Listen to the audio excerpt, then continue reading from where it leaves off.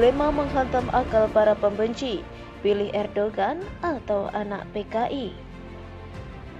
Memang sulit menjadi pembenci, dia harus pintar-pintar mencari momen yang tepat agar bisa menyerang orang yang dibencinya, baik secara lisan, tulisan, ataupun perbuatan. Salah-salah memilih momen, mereka bisa jadi kejepit sendiri, dan malah yang ada jadi bahan tertawaan orang yang dibencinya. Kata mereka, Erdogan adalah presiden gagah, penyatu muslim sedunia, marwah agama ada padanya. Sedangkan Jokowi adalah presiden kerempeng yang dituduh malah memuliakan penghancurnya, berteman dengan orang yang menghinakannya.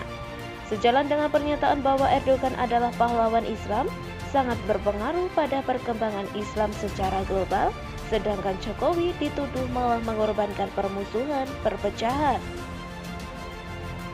Bagi mereka, Erdogan adalah keterbalikan dari Jokowi, dan propaganda itu selalu mereka suarakan dalam grup-grup sosial rahasia mereka, sampai menelusup ke media sosial publik. Mereka sangat mengidolakan Erdogan dan sebaliknya membenci Jokowi. Itu kata kunci propagandanya. Sampai tiba pada satu saat yang mereka tidak pernah menduga sebelumnya. Faktanya, Erdogan bukanlah antitesis Jokowi. Mereka dua orang yang berbeda, tapi tentu banyak hal yang membuatnya sama. Terlepas itu karena keadaan ataupun kebijaksanaan. Mungkin benar Erdogan banyak prestasinya. Turki sempat maju di bawah kepemimpinannya. Tapi Jokowi masuk ke dalam tokoh muslim dunia yang diperhitungkan. Dan bukan terjadi sekali saja, namun beberapa kali. Tentu menjadi prestasi tersendiri yang tidak setiap presiden dapat mencapainya, bahkan pemimpin negara muslim sekalipun. Saat para pembenci begitu senang dengan keadaan pandemi yang tidak kunjung usai di negeri ini, mereka jadikan itu serangan yang keji. Semua hal mereka narasikan sehingga tampak salah saja apa yang dikerjakan seorang Jokowi. Namun, fakta menghantam akal mereka, ternyata kondisi negara di bawah Erdogan jauh lebih buruk ketimbang negara yang diselamatkan Jokowi. Tidak cuma harus memberlakukan lockdown, negara di bawah kepemimpinan Erdogan juga terpuruk dalam bidang ekonomi dan pertahanan. Para pembenci kemudian menyerang Jokowi lagi dengan vaksin Sinovac yang berasal dari Cina, negara yang juga mereka anggap taraf bencinya mereka sama dengan ke Jokowi.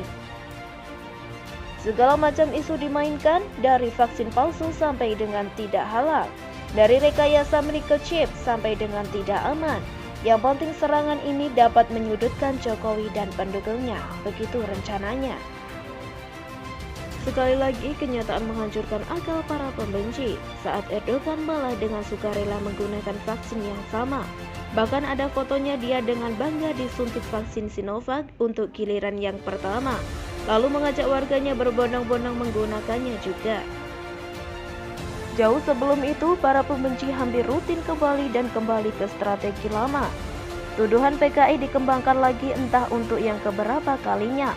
Sampai-sampai semua pendukung Jokowi, termasuk Jokowinya sendiri, dituduh sebagai ante-ante PKI.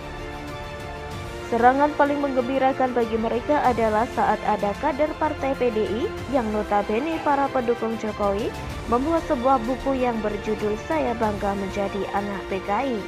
Para pembenci serasa menemukan amunisi baru, dan isu itu terus dimainkan sehingga seolah-olah benar PDI adalah perpanjangan tangan dari PKI, dan semua yang mendukung Jokowi adalah juga mendukung PKI.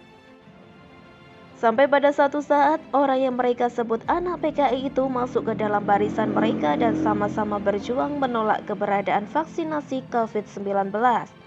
Para pembenci kebingungan, karena sebagian anggotanya malah mulai menyukai anak PKI ini. Sebagian lagi, karena lugunya, punya niat dan rencana untuk mengangkat anak PKI itu sebagai seseorang di bawah barisan ulama, yaitu Ustazia. Sekali lagi akal mereka ditampar oleh kenyataan. Mereka menuduh orang lain sebagai pendukung PKI, padahal cara berpikir mereka justru mirip dengan orang yang mereka sebut selama ini sebagai anak PKI. Dilema ini banyak terjadi, tapi dengan dua kasus ini saja, seharusnya akal para pembenci menjadi berantakan. Mereka menjadi bingung sebingung-bingungnya. Sekarang pilihan ada dua, harus mengidolakan siapa? Erdogan kah atau anak PKI kah?